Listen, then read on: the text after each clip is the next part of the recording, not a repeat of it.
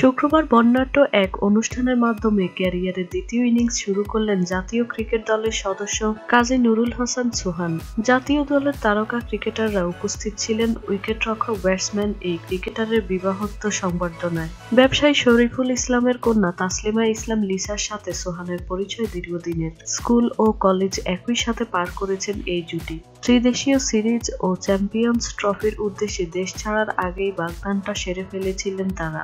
অনুষ্ঠানে উপস্থিত ছিলেন ইমরুল কায়েস, তুষার ইমরান, মাহমুদুল্লাহ রিয়াদ, সৌম্য সরকারের মতো তারকা ক্রিকেটাররা। নগরীর খুলনা ক্লাবের সংবর্ধনা অনুষ্ঠানে আয়োজন করা হয়। সোহানের বিবাহোত্তর সংবর্ধনা অনুষ্ঠানে জাতীয় দলের ক্রিকেটারদের উপস্থিতি ছিল স্বাভাবিকভাবেই। ক্রিকেটারদের মধ্যে উপস্থিত ছিলেন ওয়ানডে দলের অধিনায়ক মাশরাফি বিন মুর্তজা, মাহমুদুল্লাহ রিয়াদ, ইমরুল কায়েস, সৌম্য সরকার, মুস্তাফিজুর রহমান। এছাড়াও নগরীয় রাজনৈতিক ও সামাজিক অনেক নেতৃবৃন্দ উপস্থিত ছিলেন।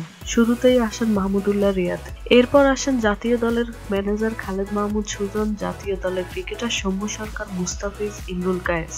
এর পরপরই মঞ্চে এসে সোহান লিসাকে অভিনন্দন জানান সহস্ত্রী মাশরাফি, সহস্ত্রী শারিয়ার নাফিস সহ অন্যান্যরা। তবে কয়েকজন ক্রিকেটার আসতে পারেননি এই অনুষ্ঠানে। সিঙ্গাপুরে পরিবারের সাথে ছুটি কাটাচ্ছেন ওপেনার তামিম ইকবাল। একটি প্রতিযোগিতার অংশ হিসাবে সপরিবারে চীনে আছেন বিশ্বসেরা অলরাউন্ডার সাকিব আল হাসান।